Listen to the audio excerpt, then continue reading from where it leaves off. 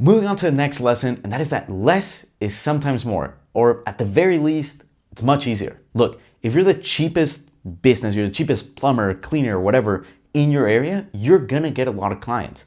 But here's the thing, you need to get a lot of clients in order to stay alive. So here's an example.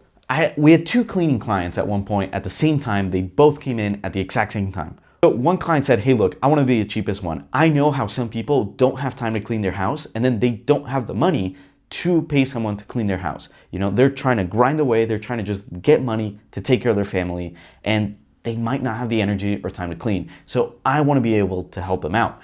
Then our other client said, hey, we just cleaned the $8 million house, and that was the best experience we've ever had. I don't want to touch another low income client ever again.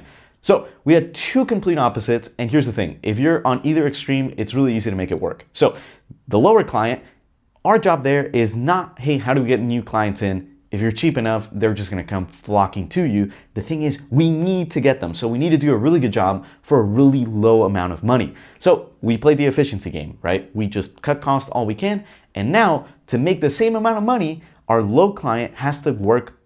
Actually, the profits were not even close. We'll get into what we did with the other client, but he has to work so much to fill the calendar. Now, moving on to our other client, the one that wants to be high end. Well, what we did is said, hey, just increase your price by 3 times, because they were already pretty expensive. But we said, hey, just triple your price and see what happens. Well, what happened is they lost all the low end clients and they only had those high end $1 million plus homes. And now they just get to work much less. They kept the crew the same size, but now they go, hey, look, we have 2 jobs a week and we profit. And they're like, well, we're not just gonna do 2 jobs a week. We're gonna do as many jobs as we can every single week. So now they're profiting a ridiculous amount and they don't have to work that much. They could just do 2 houses every week and they would be more than profitable. And the best part is now the owner is able to go on vacation, be able to see their family, be able to do things they wanted. So yes, less work equals more money there, but here's the thing, it is harder to get new customers. So if we look at example number A, the one that wants to be cheap, he doesn't have as hard of a time getting in new customers, but he has to get in a ton of new customers just to make ends meet.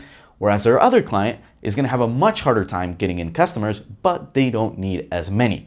And then that's kind of the thing, pick which one you're good at. Pick which one you want. If you're really good at marketing, you're really good at sales, be the most expensive one there is. No reason for you to not do that. And if you think that, hey, I'm not as good at marketing and sales, but I can work my ass off, then go ahead and be the cheapest one.